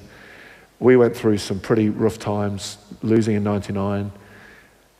We went on strike in 2000, which was a very, very stressful week of our lives. But actually, I think, from my take, it was one of the most important things that we did as a group, because we stuck together as a team, and our relationship with our coaches improved dramatically. We weren't, I think Clive could be a little bit dictatorial at that point, and we were a group that had been there, the experienced guys before him, before professionalism, where the players ran the team. When I got in the England team, the players ran the team 80%. The coach was there, it was a different dynamic than it is now. You know, the Brian Moores and Rob Andrews and Will Carlings and those guys ran the team. So we'd come from that a lot more than maybe the professional coaches wanted to be. But you find a way to work. You basically find a way that works for us, how we operate. And that's not about tactics, because the tactics can change. The strategy can change. I don't care how we play to win. And that team could play, whatever people think of it, could play a number of different ways. You know, we've got the 2001, we scored more points and tries than probably that record may never be broken, but we didn't win the championship. So it's about winning. It's about winning, and we found a way to win different games in different ways, and very deep, experienced group. So it wasn't a difficult team to captain in many ways.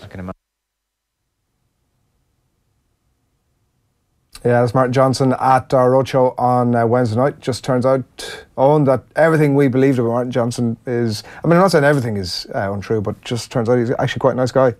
Yeah, there's a string of coaches all the way up to maybe Eddie Jones that are true gentlemen. Yeah. Martin Johnson, Lancaster. Yeah. Woodward, I've never met Woodward. Seems to be. Like, the thing about that Stuart Lancaster, he knew when he was coaching that he was kind of made of the right stuff, that he seemed to be a decent guy. Johnson, you wouldn't be so sure about. Like, No, he was pretty gruff. I remember covering a lot of games that he would have been involved in. He's a pretty gruff guy. Gruff guy, but there is that external persona. I mean, that there is a hell of a lot of mind games that go on around rugby, as he explained with that previous clip about the Lansdowne Road incident and Mary McAleese, that, you know, there is a stubbornness that is essential. And I guess Brian O'Driscoll kind of explained his stubbornness as well, that, you know, you're standing there, we're going to stand at this particular side of you.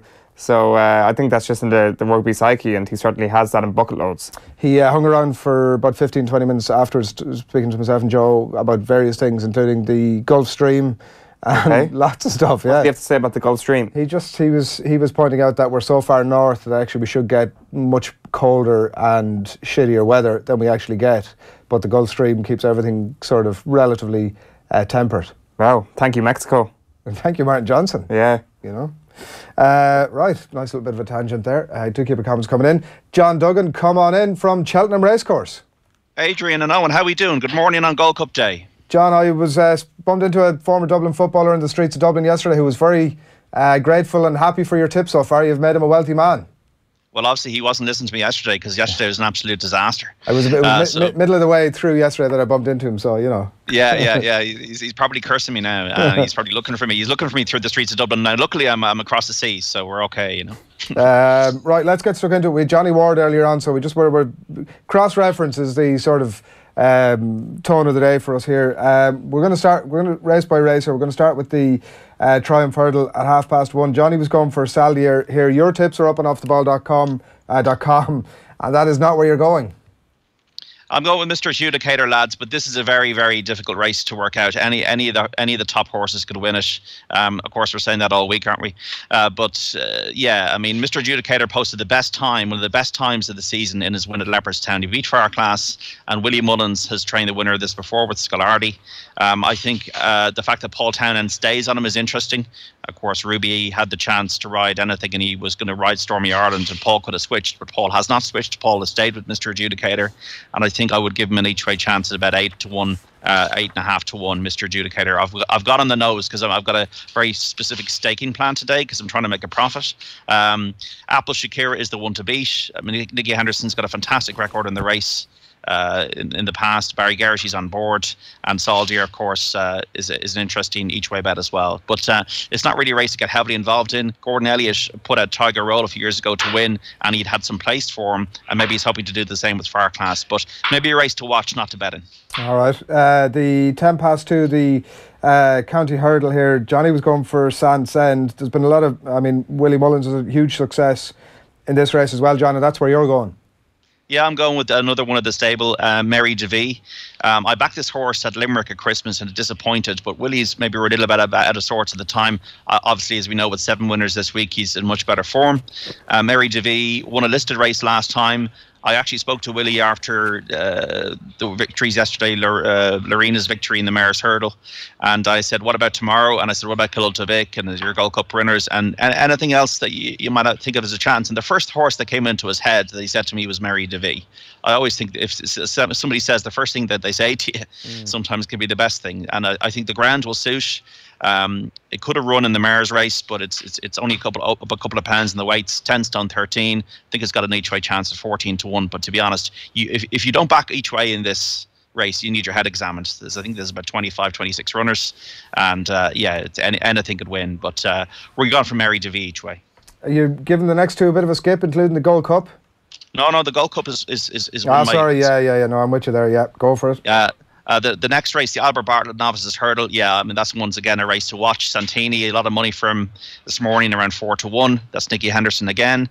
Chris's Dream won by half the track at Clonmel last time for Henry de Bromhead. He's got a chance each way, as does a horse that'll love the ground. That's Chef des Obeaux.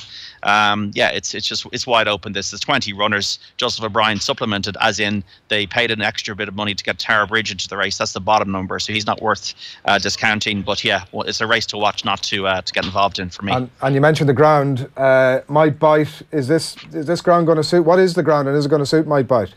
The ground is soft, heavy in places. 2 millimetres of rain overnight. They're racing on a little bit of fresh ground, but I'd expect it to be similar conditions to yesterday, Adrian.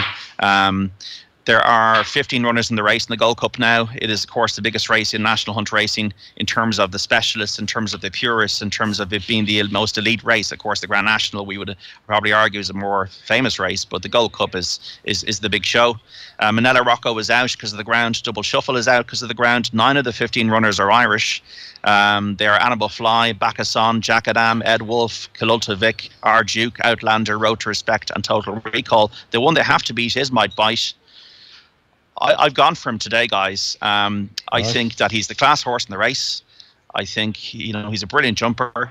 He won the Novices Chase here last year despite taking a walk around the whole hill and then concentration and getting up to win again. And that showed to me that he has got stamina reserves. He got into a battle with Bristol Demai in the King George Chase at Kempton, won that battle, and Bristol Demai has never been the same horse since. And then he idled in front by only winning a length in the King George. I think he actually will get the trip. I think he needs to be ridden by restraint.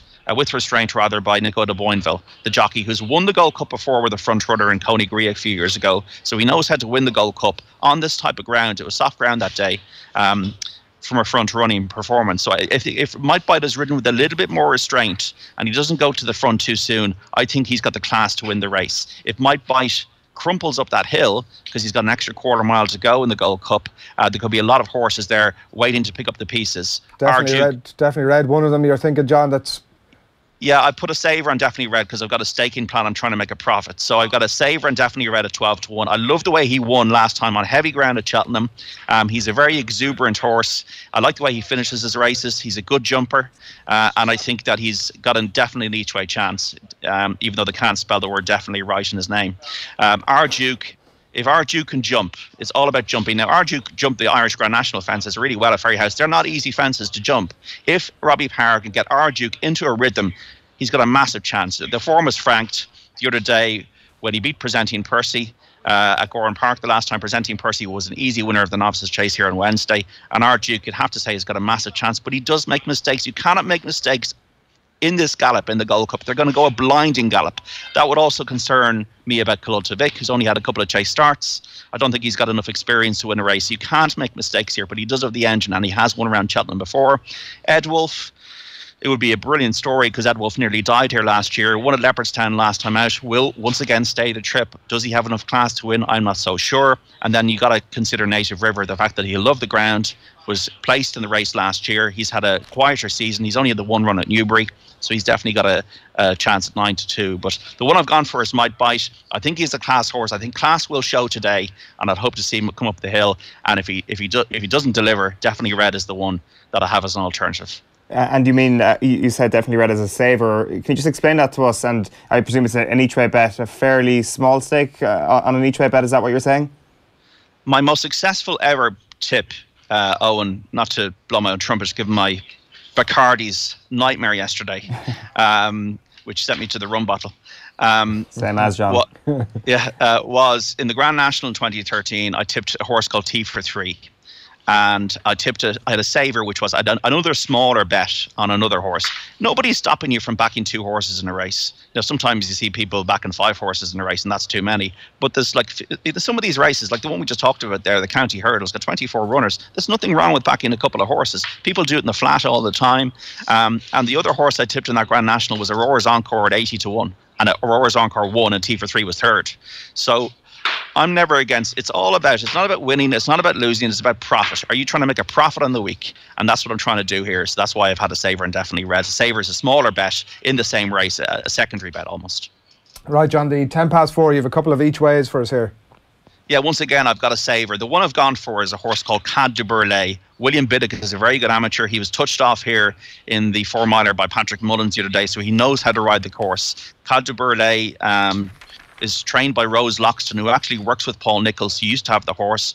The horse has won around the course. He's won on soft ground. He comes into this in great form. These hunter chases, it's the standard is not as good as, say, the normal races.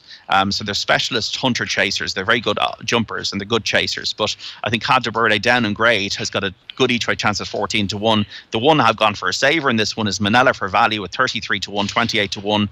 Was 6th in the race last year. Might appreciate the softer ground and has been running well in points. Manila for Value might be worth an each way bet. But once again, 24 runners. You don't want to be trying to save your Cheltenham with this race if you're behind. If you're behind by this stage, guys, you just need to say, look, it's not my week, and move on to another festival. Does that give us room for the? That gives me room. That gives me room to make excuses, guys, when it all doesn't work out. The handicap hurdle, you have a bit of it. I've seen the tip you're going for here, been given the Roy Keane moniker of a class act. Yeah, well, blow by blow is the top one. Gordon Elliott was a really, really good young horse. Blow by blow, like one of these horses that you would expect to reach possibly the top. He was originally trained by Willie Mullins. He's a galloper. He won by quite a significant margin the last time in his last run, which indicated that he's coming back to his best. Taken a long time for him to come back to his best, but we've seen Gordon Elliott training for Michael O'Leary. Those maroon silks of Gigginstown has stood. We've seen it all week, how potent they can be in the first 2 races yesterday with Shattered Love and Delta Work.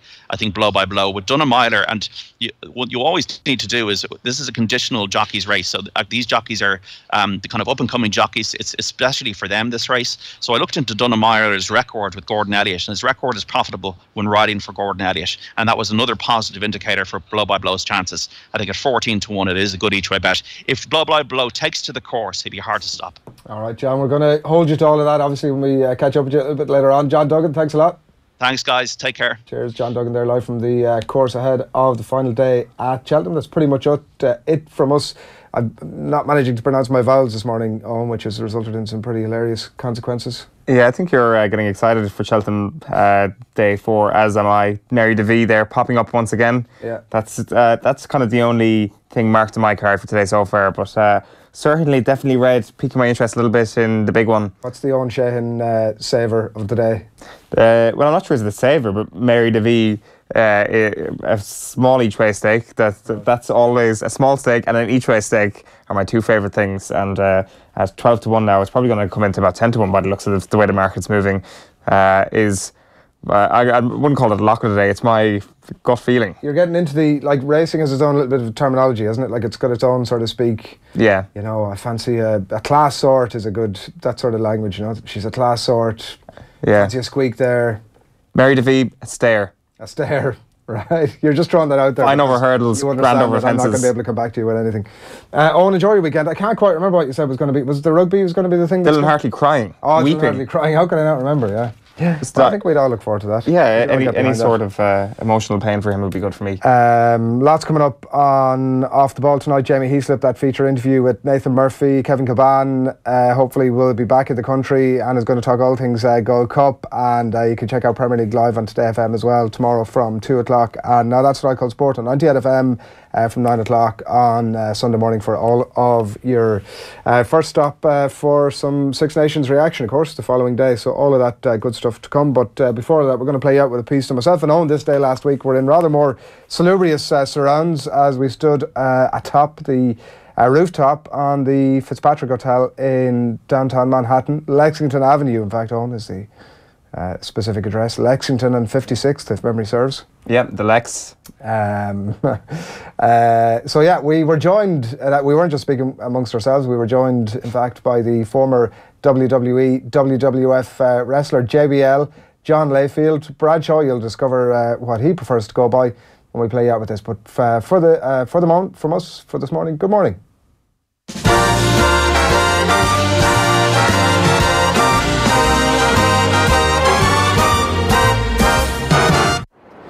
Alright, it's OTB in NYC, and we are here on the roof of Fitzpatrick's Hotel in Manhattan. It's a pretty sweet venue, it's a pretty sweet view. As you can see, myself and Owen are here with JBL, John Layfield. Bradshaw, you're welcome to the show. Thank you very much. It's also freezing cold. It is freezing. Yes. I did wonder from the start, because I've given you your three introductions there, and I wondered, when you meet strangers, what do you say your name is, and what do you tell them? I usually just say John. People that have known me for a long time call me Bradshaw. And people that have known my character the last, say, 10 years call me JBL. So I answered all of those. Kids in Bermuda that I coach usually call me Coach JBL. So there's another one. That's right. How much of that character is tied up in your personality and who you are and what you're doing even now? The Bradshaw character was pretty much me. That was a lot of fun. With Ron Simmons. Ron Simmons was my best friend. Ron Simmons, who's Farouk, wrestled as Farouk, the first black heavyweight champion. Ron played a lot of football, was a Heisman Trophy runner-up in college, a three-time All-American, one of the greats of all time in college football at Florida State.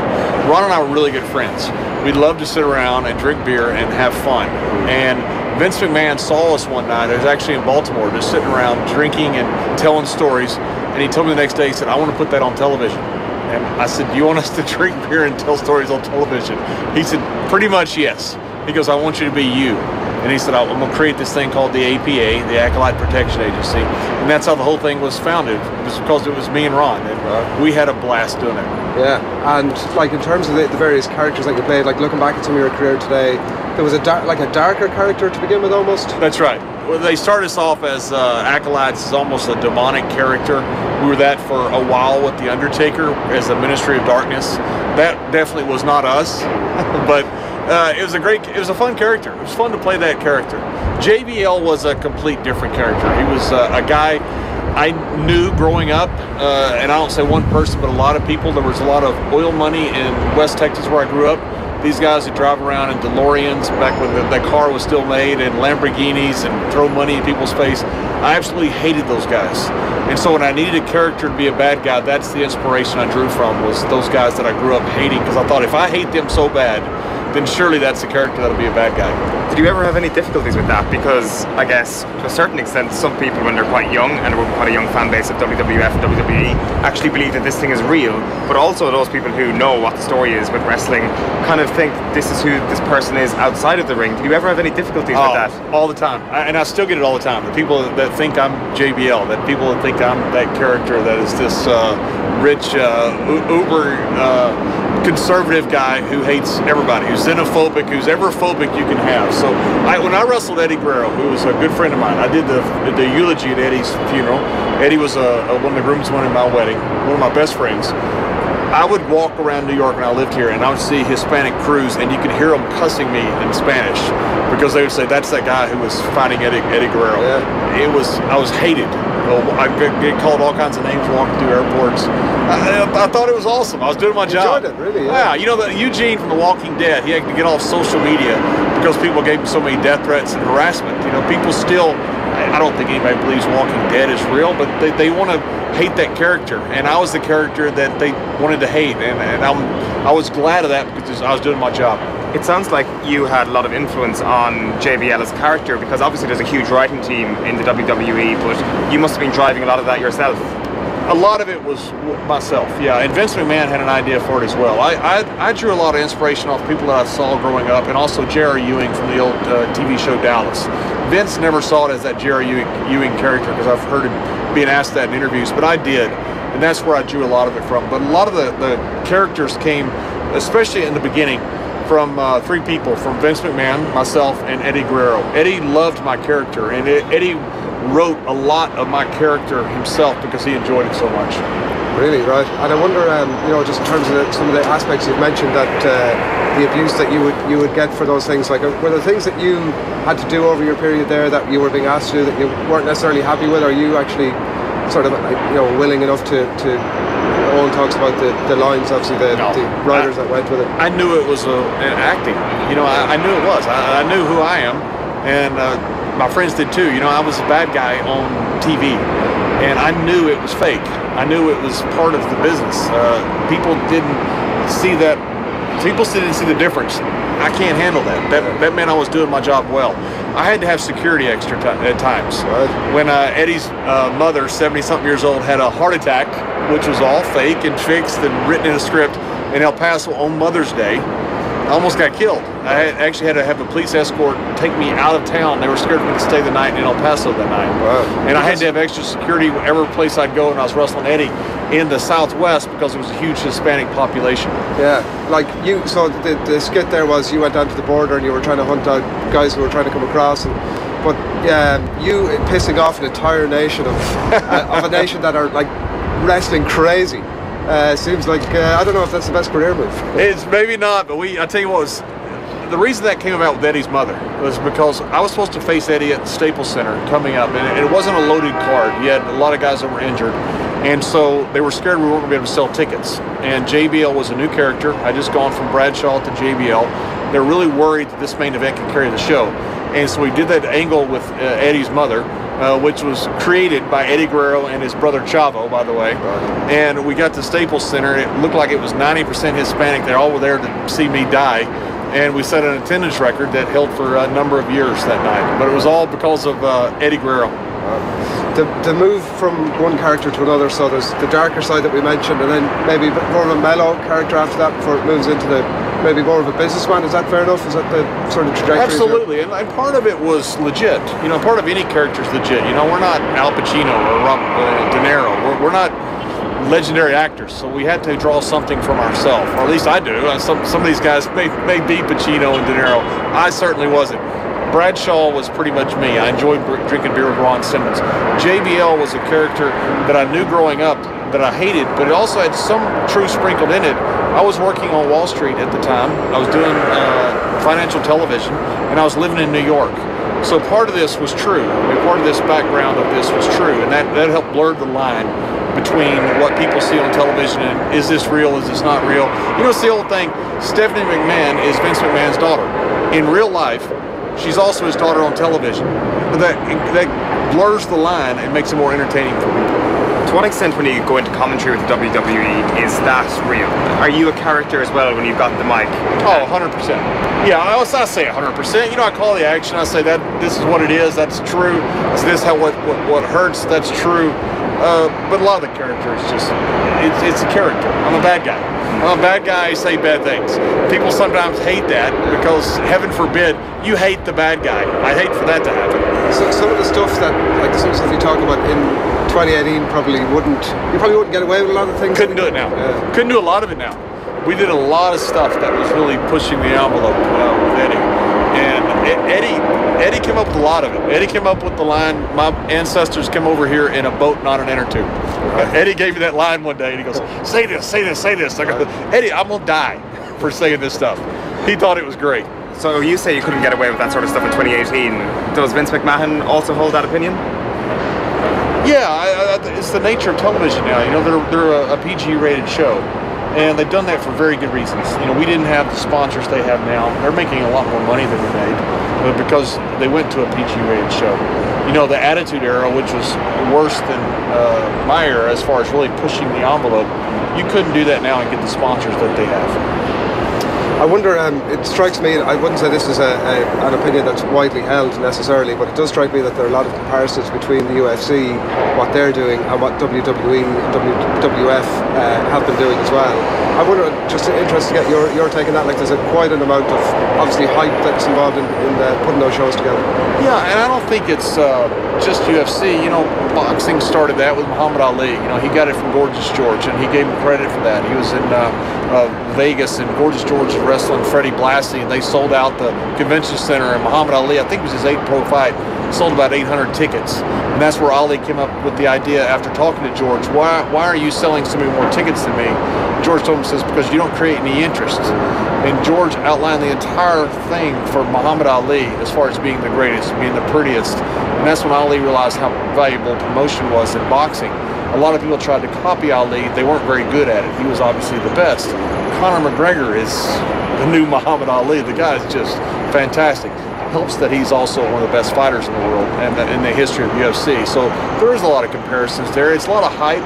The problem is when you have too much hype and people see through it, it can be counterproductive. Yeah. Where do you think Conor McGregor stands on that line at the minute? I think he's fantastic. I love what he does. I mean, it's just entertaining as it can be because it comes across, and I'm sure a lot of it's hype. It comes across as real, and when you see it, if you love him, you love him more. If you hate him more. It's perfect. Everybody has an opinion on Conor McGregor, just like everybody has an opinion on John Cena.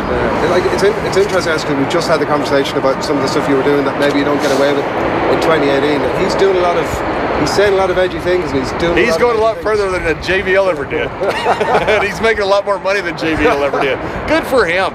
I mean, who else could get this fight with Floyd Mayweather? And I thought he did a fantastic job, by the way. I mean, a guy who never fought before at boxing in a professional level takes Floyd Mayweather that deep into the fight. That was just a phenomenal performance.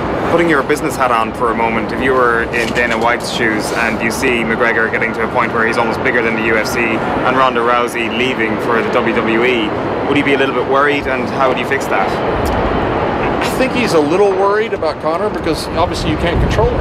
I don't want to speak for Dana. I certainly don't know his mind. I've met Dana many times too. He's done a wonderful job with UFC. But a guy like that, you always worry about because he's got so much power. But I don't know where else he can make the money. I mean, he's making a couple $100 million for the fight with Mayweather. He can't make that anywhere else except pay-per-view fighting. Yeah. And I don't know if he can make that with WWE. I would not think that he could. He would be a great WWE character, by the way, though. Does it reflect poorly on the integrity of the UFC and the fact that it's real fighting as opposed to the WWE that Ronda Rousey would leave the UFC for WWE? I don't think so. You know, we had Ken Shamrock, who came over, who was UFC champion, who was the baddest man on the planet, and he was as close to an animal as anything I've ever seen. I love Ken, but he was a dangerous human being and loved to fight and a great fighter. And he came and made a lot of money in the WWE and probably would have been a world champion for a long time if he had chose to stay with WWE. Ken wanted to go back to fighting. I wish he'd have stayed because I think he'd been a great WWE character for many years. Dan Severn came over, Brock Lesnar came over. It's entertainment, you know. I don't think it diminishes UFC if they come over and do WWE. They hold their own in UFC based upon merit, and Ronda Rousey has earned her spot based on merit. Is there a danger almost in some respects just on that point about Conor McGregor and the enormity of his brand at the minute, almost versus the UFC? He thinks he's bigger than the UFC. He may be. I don't know. He may be. I don't think he is.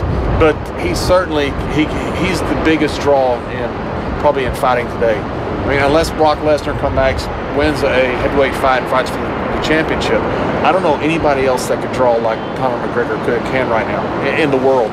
And probably in the history of fighting, you know, because of the numbers now. The numbers are so much bigger now. It's interesting to talk about Dana White. He's obviously pretty active and very successful businessman. I wonder, in the context of some of those other points that Owen made about, you know, the Ronda Rousey crossover, is Dana White maybe conversely looking at possible ways that he could pivot UFC as well to try and hoover up some of that money?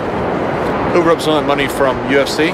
Outside of UFC, is he looking at, you know, there are some of the other sports. I know that WWE has looked at other alternatives across other sports. Is there an area that you would be able to identify that you think that UFC might be able to pivot into? Not knowing into? Dana, I would not know. I mean, but knowing as well as Dana has built UFC, he would be a boost anywhere he went. I just think the world of what Dana White has done. I think he's done a tremendous job.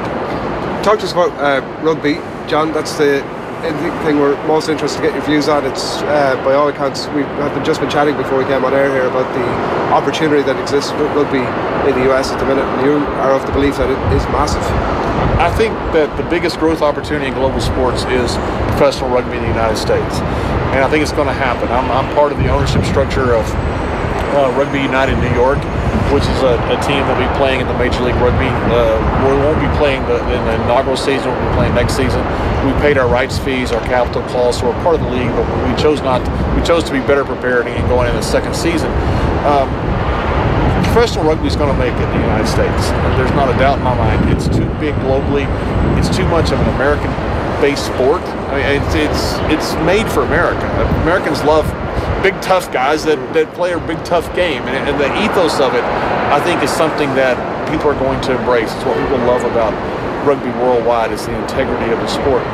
Hopefully it's us that make it. If not, somebody will. Hopefully, for me, it's us. Yeah, it's an interesting one, isn't it? It's almost a conflict that you want rugby to be as successful as possible for the United States, but you also want your franchise to be better than the rest of the other franchises. So there's a little bit of a conflict there, I guess. Well, I want us to make it too. You know, if the league makes it, I think we'll make it. Obviously, I think I hate to say this with the other teams, but I think New York's the crown jewel of any league in the United States, and I think hopefully we'll be the crown jewel of this league. And yes, I want it to be successful. I want the other teams to be solid. We met with a potential team owner today that could come in 2020, and we want solid owners. But still, that being said, you're right. We want to be the best. Yeah, we want to win. We're playing Boston coming up, and we want to win, but we don't want to win 70-0.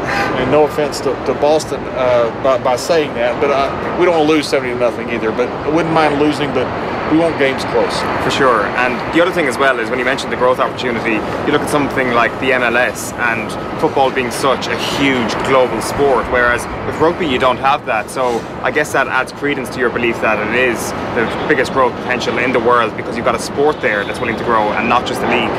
That's right, and you can build it from the foundations up. You know, rugby worldwide is a phenomenon. You know, look at the World Cup, drew more viewers than the Super Bowl did. So there's a huge following globally, and there's a lot of following in pockets in the United States, not pervasively across the United States. But MLS has done a wonderful job building up football. The same founders of MLS are the ones building Major League Rugby as well. It's been tried here before, obviously. I'm sure you've looked at those models and studied it. What are you going to do differently? The main thing we're doing different, I know Doug Schoninger pretty well. I like Doug. Doug's like one of these guys like Connor or John Cena that I think you have one viewpoint or the other about Doug. I've had a good meeting with Doug in the past. I think the mistake that Doug Schoninger made with pro rugby was the fact that it was one person owned the entire league.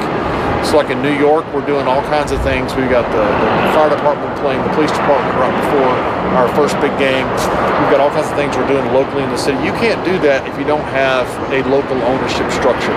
So what Major League Rugby is doing is every team has a local ownership structure, and these owners have been well vetted. And I think that's the major difference to me between the pro rugby league that Doug Schoninger started and what Major League Rugby is doing.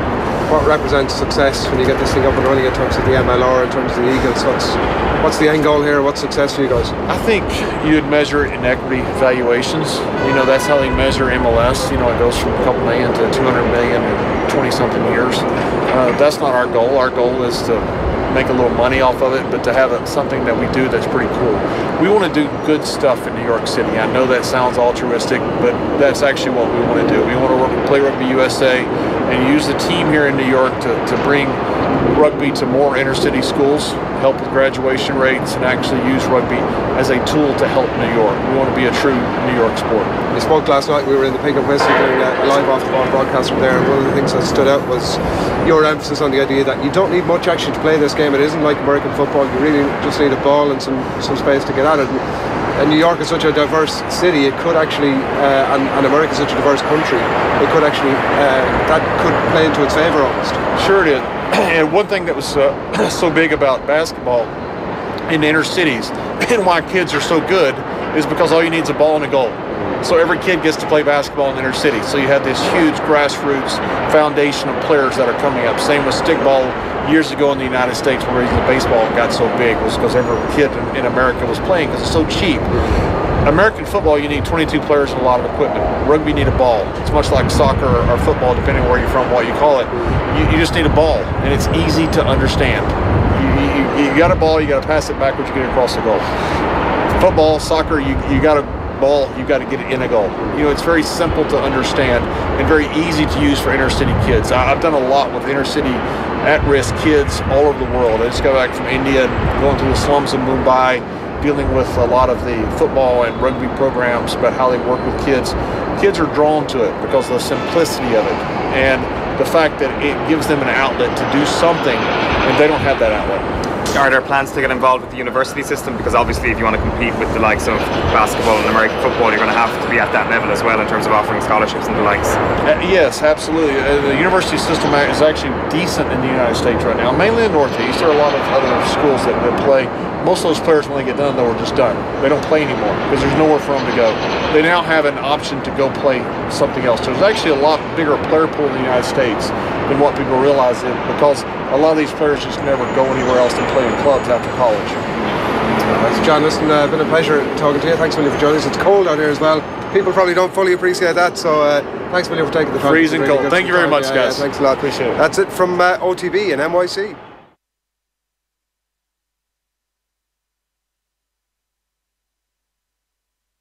OTB AM. In association with Air. Get Air Sport free with Air Broadband.